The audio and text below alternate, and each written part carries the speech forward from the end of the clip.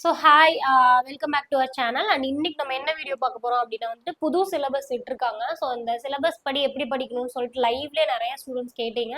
So அதுலேயே ஜென்ரலாக ஒரு ஐடியா கொடுத்துருப்பேன். ஸோ இன்னைக்கு என்ன பார்க்க போறோம் அப்படின்னா புது சிலபஸ் படி தமிழ், மேக்ஸ், ஜிகே நம்ம எப்படி படிச்சா வர எக்ஸாம்ல நல்ல மார்க் வாங்கலாம், அதை எப்படி ஹேண்டில் பண்ணலாம் அப்படிங்கிறது தான். ஸோ சப்ஜெக்ட் வைஸ் பார்த்துடலாம். சப்ஜெக்ட் வைஸ் தமிழ் எப்படி படிக்கணும், மேக்ஸ் எப்படி படிக்கணும், ஜிகே எப்படி படிக்கணும் அப்படிங்கிறத பார்த்துடலாம். ஓகேங்களா? ஸோ ஃபர்ஸ்ட் தமிழை பொறுத்த வரைக்கும் மார்க் அழகா பிரிச்சு கொடுத்துருக்காங்க. ஸோ இலக்கணம்க்கு 25 மார்க், அப்படி 25 கொஸ்டின். ஓகேங்களா? ஸோ இலக்கணத்துக்கு எவ்வளவு கொஸ்டின் சொல்லியிருக்காங்கன்னா 25 கொஸ்டின் சொல்லியிருக்காங்க. அதே மாதிரி சொல்லகராதி அப்படின்னு ஒரு டாபிக் கொடுத்துட்டு அதுலயும் இதெல்லாம் மார்க் இல்ல, கொஸ்டின் மட்டும் மாத்திக்கிறாங்க.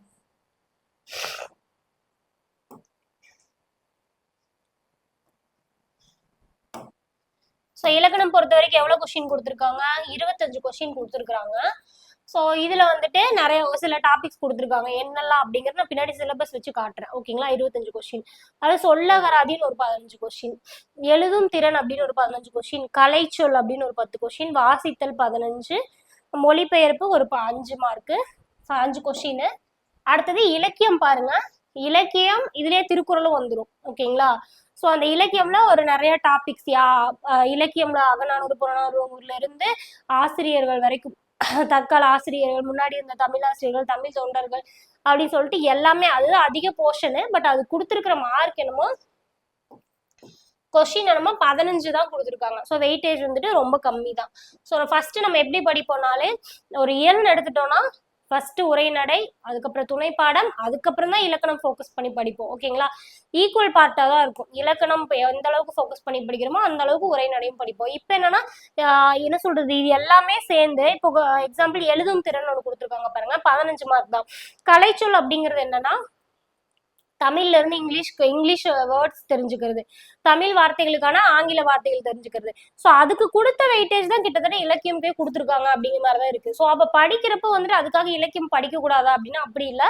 ஸோ அப்போ படிக்கிறப்ப நம்ம என்னன்னா புக் பேக் கொடுக்குற கான்சன்ட்ரேஷன் ரொம்ப அதிகமா இருக்கணும். இப்போ எடுத்தோடனே நம்ம இலக்கிய உரைநடை, துணைப்பாடம், இலக்கணம் படிப்போம். புக் பேக் நிறைய ஸ்டூடெண்ட், புது ஸ்டூடெண்ட்லாம் அந்த லெசன்ஸை மட்டும் தான் படிக்கிறீங்க, புக் பேக்கே படிக்கிறது இல்லை. அப்படி ஒன்று இருக்கிறதே விட்டுறீங்க. ஓகேங்களா? ஆனா இந்த டைம் பாத்தீங்கன்னா full and full book back தான். இலக்கணம் பிளஸ் புக் பேக் பின்னாடி வர நிறைய என்ன சொல்றது கொஸ்டின்ஸ், ப்ராக்டிஸ் சம்ஸ் எல்லாம் கொடுத்துருப்பாங்க. 8th இருக்கிற இலக்கணத்தை 10th அப்ளை பண்ணி சில எக்ஸசைசஸ் மாதிரி கொடுத்துருப்பாங்க. அதெல்லாம் தான் ப்ராக்டிஸ் பண்ணணும். ஸோ தமிழை பொறுத்த வரைக்கும் ஃபர்ஸ்ட்லாம் எப்படின்னா மனப்பாடம் பண்ணா அழகா மார்க் வாங்கிட்டு போயிடலாம். ஓகேங்களா? மனப்பாடம் பண்ணா 90+.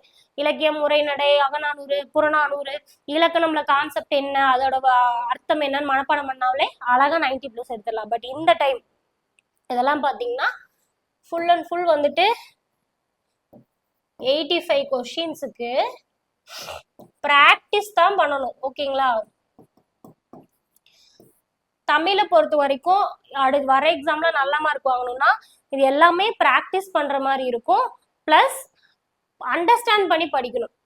ஓகேங்களா? இப்போ இந்த வரிகள் எழுதுனது யார் அப்படின்னா மனப்பாடம் பண்ணிடலாம். ஸோ இந்த வரிகள் இது திருவிக்கா தான் எழுதுனது, இது என்ன சொல்றது நக்கீரனார் எழுதினார் அப்படின்னு சொல்லி மனப்பாடம் பண்ணிடலாம். ஏன்னா அதை நம்ம புரிஞ்சுக்கிறதுக்கு அங்கே எதுவும் இல்லை. இது இவங்க தான் அகநானூறு எழுதுன, அகநானூறு இந்த பாடல் எழுதுனது யாரு, திருக்குறள் எழுதுனது யாரு, திருவள்ளுவர் அப்படின்னு அழகா என்ன சொல்றது மனப்பாடம் பண்ணிடலாம். அதில் புரிஞ்சுக்கிறதுக்கு நமக்கு எதுவுமே இல்லை. பட் இலக்கணம்ங்கிறது அப்படி கிடையாது. வினைச்சொல்னா என்ன, அந்த கான்செப்ட் என்ன, அந்த வேர்டை வேற எந்தெந்த இடத்துல எல்லாம் அப்ளை பண்ணா, எந்த மாதிரியான வேர்டு கொடுத்தாலும் அது வினை சொல்லா, பெயர் சொல்லா, பெயரச்சமா, வினை முற்றா நமக்கு தெரியணும். ஸோ எந்த வேர்டை கொடுத்தாலும் தெரியணும். இப்போ எப்படின்னா வினைச்சொல் அப்படின்னு சொல்லிட்டு வினைமுற்று அப்படின்னு கொடுத்துட்டு ஒரு வேர்டு எக்ஸாம்பிள் கொடுக்குறாங்க. புக்ல ஒரு 3 வேர்டு கொடுத்துருக்காங்கன்னா வினைமுற்றுனா என்னன்னு மனப்பாடம் பண்றது, அது கீழே 3 வேர்டை மனப்பாடம் பண்றது முடிஞ்சு. ஸோ வினைமுற்று அந்த 3 வேர்டில் ஏதோ ஒன்று கேட்டு இது இலக்கண குறிப்பு கேட்டால் வினைமுற்று நம்ம எழுதுவோம். ஸோ இப்படிதான் நம்ம படிச்சுட்டு இருந்தோம். ஆனா இதுக்கப்புறம் அப்படி கிடையாது. வினைமுற்று தெரிஞ்சுக்கணும். அந்த நீங்க வேர்டை மனப்பாடம் பண்றீங்களோ இல்லையோ வினைமுற்றுனா என்னன்னு தெரிஞ்சுட்டு அந்த புக்ல இல்லாம வேற என்ன வேர்டு கொடுத்தாலுமே அது வினைமுற்றா, வினை தொகையா, பெயரச்சமா அப்படின்னு நம்மளுக்கு தெரியணும். அப்ப எப்படி தெரியும் நம்மளுக்கு? பெயரச்சமா என்னன்னு தெரிஞ்சாதான் நம்மளால அந்த வேர்ட்ல அப்ளை பண்ணி பார்க்க முடியும். ஸோ ப்ராக்டிஸும் அதிகமா தேவை. ஒரு வேர்டையும் பிரிச்சு பார்க்கணும். ஸோ அது என்ன வகை, வினையாளனையும் பெயரா என்ன அப்படிங்கிறத நம்ம பிரிச்சு பார்க்கணும். ஓகேங்களா? ஸோ இப்போ ஓகே, இதெல்லாம் ஓகே. அப்போ தமிழ்ல நல்ல மார்க் எடுக்கணும் அப்படின்னா நான் எப்படி படிக்கணும், புக்கை எப்படி நான் படிக்கணும் அப்படின்னா ஃபர்ஸ்ட் நம்ம இது வந்துட்டு நம்ம பேட்ச் ஸ்டூடெண்ட்ஸ்க்கான ஃபர்ஸ்ட் ஷெட்யூல் உங்களுக்கு எக்ஸாம்பிள் கொடுத்துருக்கேன்.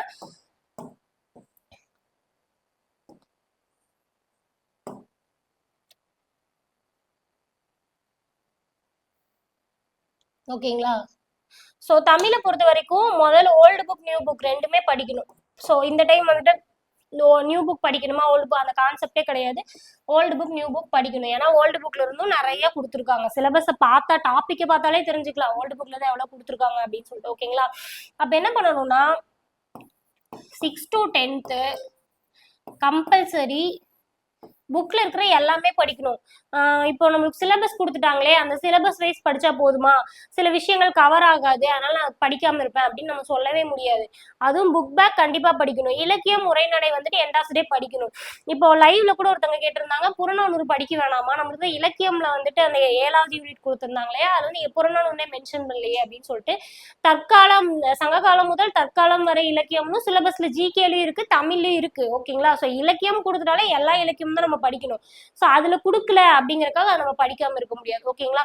ஸோ அதுபடி பார்த்தா 6 to 10th எல்லா இயலையும் அட்டை டு அட்டை ஆல்ரெடி எப்படி படிச்சோமோ அப்படிதான் படிக்கணும். பிளஸ் எக்ஸ்ட்ராவா அதுக்காக நம்ம என்ன பண்றோம், படிக்கிற மெத்தட் எப்படின்னா ஃபர்ஸ்ட் இலக்கியம் உரைநடை படிச்சுட்டு புக் பேக் படிப்போம். இப்போ எப்படி படிக்கணும்னா ஃபர்ஸ்ட்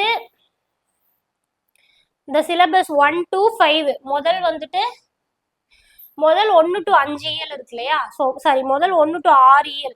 இந்த 6 இயல் 85 மார்க். ஸோ இந்த 85 மார்க் அப்படிங்கிறப்ப நம்ம புக் பேக் இலக்கணம் படிச்சா 85ங்கிறப்போ ஒரு இயலை நம்ம ஃபோக்கஸ் பண்றப்ப எப்படி படிக்கணும்னா, இப்போ ஒரு 4 இயல் நான் 10th படிக்கிறேன் அப்படின்னா அந்த 4 இயல்லையும் புக் பேக்ல என்னெல்லாம் இருக்கு அது எங்க சிலபஸ்ல கவர் ஆகுது அப்படின்னு பார்த்து அதை தான் ப்ரையாரிட்டி கொடுத்து படிக்கணும். அதுக்கப்புறம் தான் இலக்கிய முறைநடை. அதுக்காக இலக்கிய முறைநடை படிக்க கூடாதுன்னு நான் சொல்லலை, கண்டிப்பா படிக்கணும். இலக்கிய முறைநடை துணைப்பாடம் படிக்கணும். ஓகேங்களா?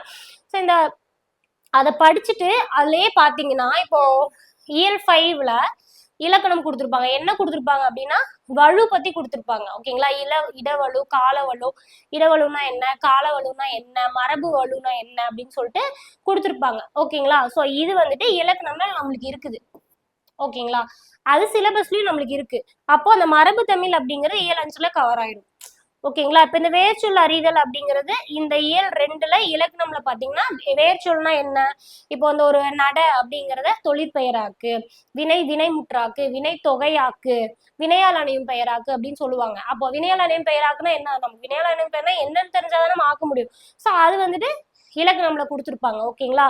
எண்ட் ஆஃப் த டே இந்த 6 சிலபஸ்மே இலக்கணம் இருந்தாதான் போட முடியும்.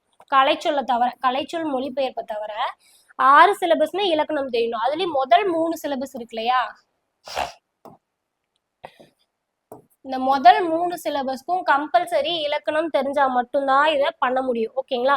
கலைச்சொல்ங்கிறது புக் பேக்ல நம்மளுக்கு கொடுத்துருப்பாங்க. தமிழ் சொல் இருந்து ஆங்கில சொல்லாது. மொழிபெயர்ப்பு அப்படிங்கிறது தமிழ் சொல் இருந்து வேற்றுமொழி சொல்லும் நமக்கு ஓல்டு புக் பேக்ல இருக்கும். இந்த ரத்தம் அப்படின்னா குருதி, நம்மளோட தமிழ் பெயர் குருதி, வடமொழி சொல்றா ரத்தம் அப்படி சொல்லி கொடுத்துருப்பாங்க. ஓகேங்களா? அந்த மாதிரியான இதுவும் இலக்கணம்ல தான் இருக்கு. ஸோ இதுவும் கிட்டத்தட்ட இலக்கணம்ல வந்துடும். இந்த வாசித்தல்னா என்ன அப்படின்னா ஒரு பேரா கொடுத்து அதுல இருந்து கொஸ்டின் கேட்பாங்க. அதுவும் ஓல்டு புக்லயும் இருக்கு. அதே மாதிரி பழமொழியோட மீனிங் இது ரெண்டுமே ஓல்டு புக்ல பாத்தீங்கன்னா ஒரு பேரா கொடுத்து கொஸ்டின் அண்ட் ஆன்சர் இருக்கும். நியூ புக்லயும் இருக்கு. புக் பேக் எடுத்தீங்கன்னா ஒரு பேரா கொடுத்து கொஸ்டின் அண்ட் ஆன்சர் கொடுத்துருப்பாங்க. ஸோ அப்போ ஒரு பேராவை வாசிச்சு பார்த்துட்டு கொஸ்டின் கேட்கறாங்கன்னா அதுக்கு ஆஃப்டான ஆன்சர் என்ன அப்படின்னு நம்மளுக்கு தெரியணும். ஸோ இதுவும் புக்ல இருக்கிற அந்த எக்ஸசைஸ் ப்ராக்டிஸ் பண்ணாலே மார்க் வாங்கிடலாம். ஓகேங்களா? பழமொழிங்கிறது நம்மளுக்கு கொடுத்துருப்பாங்க முன்னாடி. ஏன்னா ஓல்டு புக்ல பழமொழி அதோட இங்கிலீஷ் மீனிங் கொடுத்துருப்பாங்க. அந்த பழமொழிக்கான அர்த்தங்கள் தெரிஞ்சுக்கணும். தமிழ் புக்லயும் கொடுத்துருப்பாங்க. ஓகேங்களா? நெல்லிக்காய் மூட்டையை கொட்டினார் போல அப்படின்னு அர்த்தம், ஒற்றுமை இன்மை, இந்த மாதிரியான வார்த்தைகளை எப்படி தொடர்ல வந்துட்டு அப்ளை பண்ணணும் அப்படின்னு தெரிஞ்சிருக்கணும். ஓகேங்களா? ஸோ ஓவராலா சொல்லணும்னா இலக்கணத்தையும் புக் பேக்கையும் படிச்சீங்கன்னா உங்களுக்கு 85 மார்க், அவ்வளவுதான். ஓகேங்களா? இவ்வளவு யூனிட் இருக்கே, இது எங்க தேடுறது அப்படின்னு பாக்கலன்னா இது எல்லாமே சுத்தி முத்தி ஸ்கூல் புக்ல இருக்கிற இலக்கணம் புக் பேக் தான். ஸோ தேடி எல்லாம் நீங்க படிக்க வேணாம். கலைச்சொல் எடுத்து எல்லா புக்லயும் தேடுறது, இலக்கணத்துல ஒரு டாபிக் கொடுத்துருக்காங்க அப்படின்னா எக்ஸாம்பிள் தன்வினை பிறவினைன்னு கொடுத்துருக்காங்கன்னா தன்வினை பிறவினை எங்கெல்லாம் இருக்கு அதெல்லாம் தேவையில்லை. இயல் வயசே படிங்க. இலக்கணம் புக் பேக்க அதிக ஃபோக்கஸ் பண்ணி படிங்க. ஓகேங்களா? அது போக நம்ம வந்துட்டு சிலபஸை முடிச்சிட்டோமா அப்படின்னு நம்மளுக்கு ஒரு கன்ஃபர்மேஷன் வேணும் இல்லையா? அதுக்காக நான் பேட்ச் ஸ்டூடெண்ட்ஸ்க்கு என்ன பண்ணியிருக்கேன்னா அவங்க இயல் படிப்பாங்க, அது போக சிலபஸ்ல இருந்து டெய்லியுமே 2 டாபிக் 3 டாபிக் கொஞ்சம் கொஞ்சமா எடுத்து கொடுத்துருவேன். ஓகேங்களா, இதெல்லாம் சிலபஸ்ல இருந்து கொடுத்தது. ஸோ புக் வைஸும் படிப்பாங்க, சிலபஸ் வைஸும் ப்ராக்டிஸ் பண்ணுவாங்க.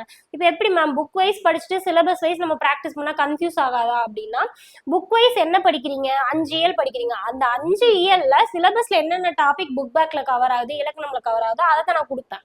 ஓகேங்களா, இப்போ வேர்ச்சொல் அறிதல் அப்படிங்கிறது நீங்க 10th இயல் 1 to 5 படிச்சீங்கன்னா வேர்ச்சொல் அறிதல் தெரிஞ்சுக்கலாம். ஓகேங்களா, ஸோ அப்போ அதே வேர்ச்சொல் அறிதல் லோயர் கிளாஸ்ல என்னென்ன இருக்கு பிளஸ் ஓல்டு புக்ல என்னென்ன இருக்கு அப்படிங்கறத கன்சல்டேட் பண்ணி படிக்கணும். ஓகேங்களா, ஸோ இயல் 1 புக் பேக் பின்னாடி நம்ம வேர்ச்சொல் அறிதல் கான்செப்ட் கவர் ஆகுதுன்னு வச்சுப்போம், இலக்கணம் கவர் ஆகுது. அப்ப நம்ம என்ன பண்ணணும், லோயர் கிளாஸ்ல வேற ஏதாவது வேர்ச்சொல் அறிதல் இருக்கான்னு பார்த்துட்டு இந்த இயல் 1 முடிக்கிறப்பவே லோயர் கிளாஸையும் எடுத்து ஒரு நோட் மாதிரி மேக் பண்ணிக்கோங்க கன்சல்டேட் பண்ணி.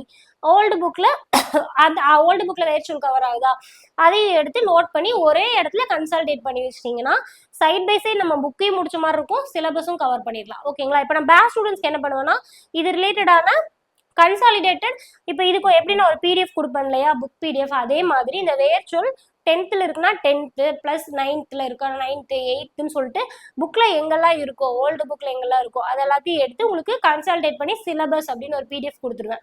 ஸோ நீங்க இதை படிச்சுட்டு இதை படிக்கணும், அவ்வளவுதான். இது கன்ஃபியூஸ் ஆகாது, இதை படிச்சீங்கன்னா அதே டாபிக் தான் இங்க இருக்கும். இதுல கிட்டத்தட்ட ஒரு ரிவிஷன் மாதிரி நீங்க ப்ராக்டிஸ்க்காக இந்த பிடிஎஃப் கொடுப்பேன். ஓகேங்களா, ஸோ நீங்க யூடியூப் ஸ்டூடெண்ட்ஸ் படிக்கிறப்போ அந்த ப்ராக்டிஸ்க்கு இங்க ஒரு டைம் வேர்ச்சொல் படிச்சிட்டிங்கன்னா வேற எந்த புக்ல இருக்கு அப்படின்னு பார்த்து அதோட எக்ஸாம்பிள் எல்லாத்தையுமே எடுத்து எழுதி வச்சுக்கோங்க. இப்போ வந்துட்டு புது புக்ல நட அப்படிங்கிற தொழிற்பெயராக்குக அப்படின்னு கொடுத்து நடத்தல் அப்படின்னு கொடுத்துருக்காங்க. ஓகேங்களா, இப்போ இது இந்த தொழிற்பெயராக்குதல் வினைய வந்துட்டு தொழிற்பெயராக்குதல், ஒரு வேர் சொல்ல தொழிற்பெயராக்குதல் இங்க ஒரு எக்ஸாம்பிள் இருக்குன்னா ஓல்டு புக்ல இன்னும் சில வார்த்தைகள் இருக்கலாம். ஓகேங்களா, நட அப்படிங்கிறத என்ன சொல்றது, வினை முற்றாக்குக.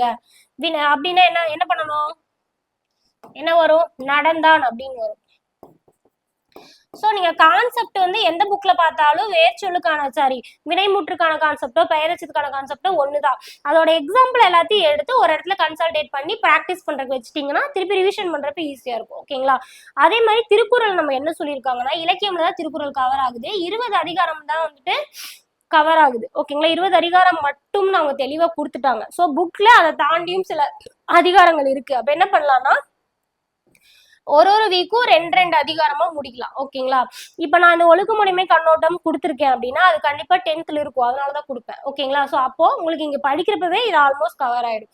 இப்போ ஒழுக்கமுடைமையில 5 திருக்குறள் கொடுத்துருக்காங்க 10th அப்படின்னா மிச்ச அதிகாரங்களை எப்படி படிக்கணும்னா உடனே 9th 9 to 6th book old book எடுத்து சர்ச் பண்ணி ஒழுக்கமுடைமையில இருக்க 10 திருக்குறளையும் முடிச்சிடணும். இங்க ஆல்ரெடி 5 இருக்கு, ஸோ இங்க இயல் கவர் பண்ண மாதிரி ஆச்சு, மற்றதையும் இங்க கன்சல்டேட் பண்ணி முடிச்சிடணும். பேட்ச் ஸ்டூடெண்ட்ஸ்க்கு நானே அதை கன்சல்டேட் பண்ணி கொடுத்துருவேன். ஸோ அதே மாதிரிதான் கண்ணோட்டம். ஓகேங்களா, இந்த மாதிரி ஒரு அதிகாரத்தையும் திருக்குறள்ல முடிங்க. இந்த திருக்குறள் நான் ஏன் கொடுக்குறேன் அப்படின்னா ஏன்னா இலக்கியமுக்கே 15 மார்க் தான், திருக்குறள் அதுக்குள்ளதான் போட்டிருக்காங்க, அப்ப அதுக்கும் கம்மி மார்க் தான் வரும்.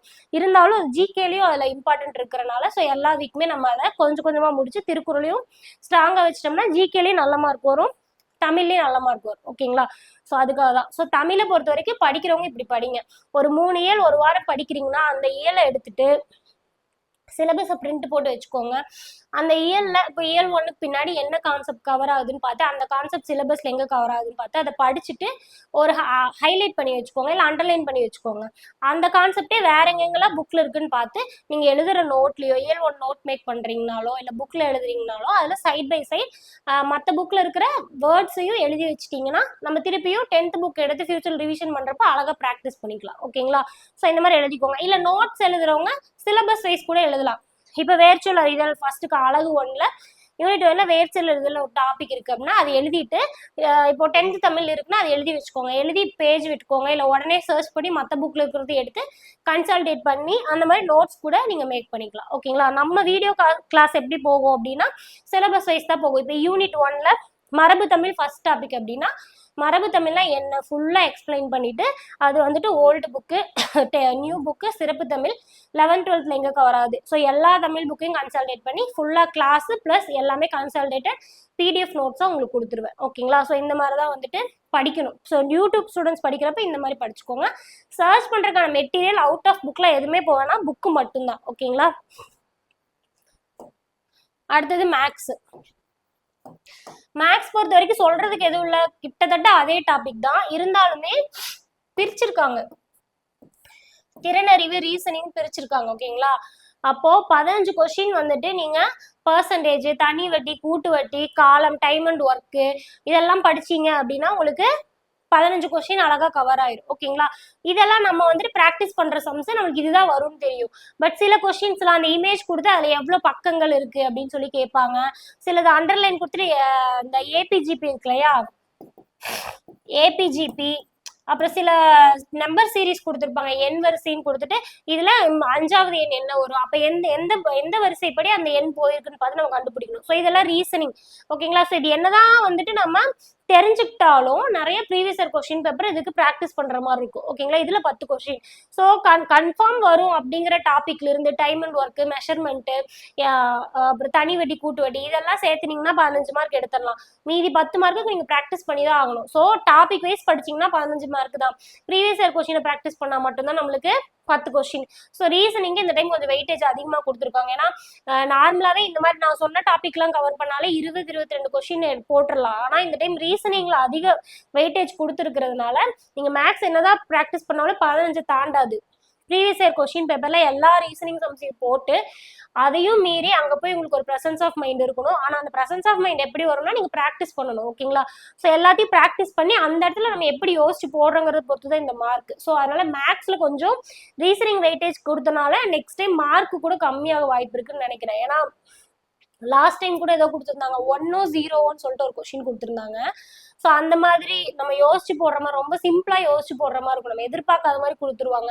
ஸோ அதுல கொஞ்சம் நமக்கு மார்க் கம்மியாக வாய்ப்பு இருக்கு. அதுக்கு previous year question paper practice பண்ணிக்க வேண்டியதுதான்.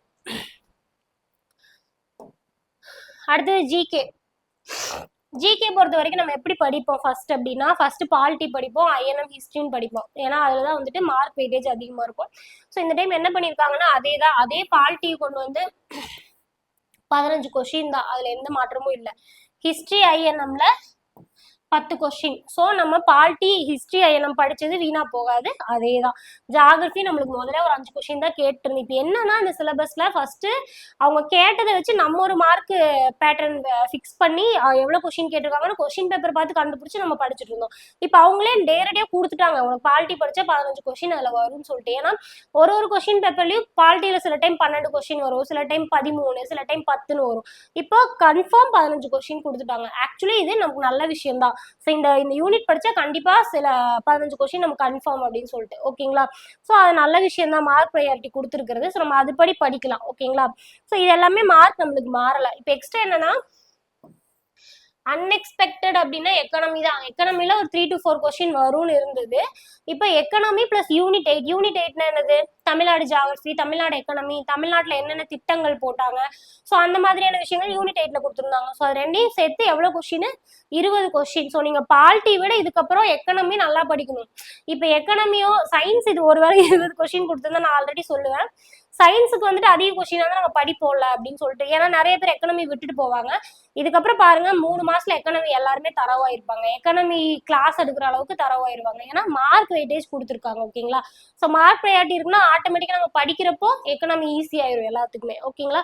ஸோ அதனால அதிக மார்க் அது கொடுத்துருக்காங்க. ஸோ இதுக்கு நம்ம 11th 12th எக்கனாமி கம்பல்சரி படிக்கணும். ஓகேங்களா? அதுக்கப்புறம் கூட 10 to 6th படிச்சுக்கலாம். இந்த யூனிட் 8 வந்துட்டு தமிழ்நாடு ரிலேட்டடா என்னென்ன லெசன்ஸ் எல்லாமே பாலிட்டி, ஐஎன்எம், ஹிஸ்ட்ரி, ஜியாகிரபில எதுல தமிழ்நாடு ரிலேட்டடா இருக்கோ அதான் படிக்கணும். அதேதான் யூனிட் 9. யூனிட் 9ல தமிழ்நாடு சீர்திருத்தவாதிகள், தமிழ்நாட்டோட ஹிஸ்ட்ரி, தமிழ்நாட்டோட ஐஎன்எம், தமிழ்நாட்டுல எப்படி விடுதலை போராட்டம், ஸோ இந்த மாதிரி டாபிக்லாம் வந்துட்டு யூனிட் 9. ஸோ தமிழ்நாடு ரிலேட்டடா நீங்க என்னெல்லாம் இருக்கோ அதை ஒன்ன கூட விடாம தெளிவா படிச்சீங்கனாலே உங்களுக்கு ஒரு 30-35 கொஸ்டின் வந்துடும். ஓகேங்களா? அடுத்தது பாலிட்டி நம்ம எப்பவும் போல படிக்கிறதா, ஹிஸ்ட்ரி ஓகே, ஜியாகிரபி ஓகே தான், நம்ம எதிர்பார்த்தது தான். ஓகேங்களா? சயின்ஸ்ல ரீசெண்ட் டேஸ்ல ஒரு 10 கொஸ்டின்ஸ் கேட்டுட்டு இருந்தாங்க. பட் இப்போ இவங்களே கொடுத்துட்டாங்க 5 கொஸ்டின் தான் சயின்ஸ்ல வரும் அப்படின்னு சொல்லிட்டு. ஸோ சயின்ஸ்ல 5 கொஸ்டின் தான், பிசிக்ஸ், கெமிஸ்ட்ரி, பாட்னி, ஜுவாலஜி சேர்ந்து பயாலஜி. ஓகேங்களா? இவ்வளவுதான். இந்த 3 யூனிட் படிச்சீங்கன்னா பிளஸ் சயின்ஸ் ரிலேட்டடான கரண்ட் அஃபேர்ஸ் கேட்போம் அப்படிங்கிற மாதிரி சொல்லியிருக்கிறாங்க. ஓகேங்களா? அப்போ கரண்ட் அஃபேர்ஸ்ன்னு வச்சுப்போம். ஓகேங்களா? அப்போ எனக்கு தெரிஞ்சு எல்லாத்துலேயுமே ஒரு கொஸ்டின் கேட்க வாய்ப்பு இருக்கு. ஓகேங்களா? அதனால சயின்ஸ் ஆரம்பத்துல இருந்து ஒரு லெசனா 5 கொஸ்டின் தானேன்னு விட்டுறாதீங்க. அதனால கூட நம்மளோட கட் ஆஃப் வந்துட்டு முடிவாகலாம். ஸோ அதனால ஒரு லெசனாவது எவ்வளவு முடிக்க முடியுமோ, கெமிஸ்ட்ரியில நீங்க ஒரு யூனிட் கெமிஸ்ட்ரி முடிக்கிறக்கே உங்களுக்கு ஒரு 4-5 லெசன் படிச்சா போதும். ஸோ அந்த மாதிரி முடியிற யூனிட்டையாவது அட்லீஸ்ட் படிச்சிருங்க. ஓகேங்களா? இப்போ பிசிக்ஸ் வந்து நிறைய சப்ஜெக்ட் படிச்சு நம்ம 1 மார்க் வாங்கணும். ஸோ அது தேவையில்லை. கெமிஸ்ட்ரியில ஒரு யூனிட் கொஞ்சமா படிச்சாலும் 1 மார்க் வாங்கலாம். ஸோ அந்த மாதிரி எவ்வளவு முடியுமோ சயின்ஸ்ல அதை முடிச்சு வச்சிருங்க. ஓகேங்களா? அண்ட் கரண்ட் அஃபேர்ஸ் பொறுத்த வரைக்கும் சயின்ஸ்ல கரண்ட் அஃபேர்ஸ் கொடுத்துருக்காங்க.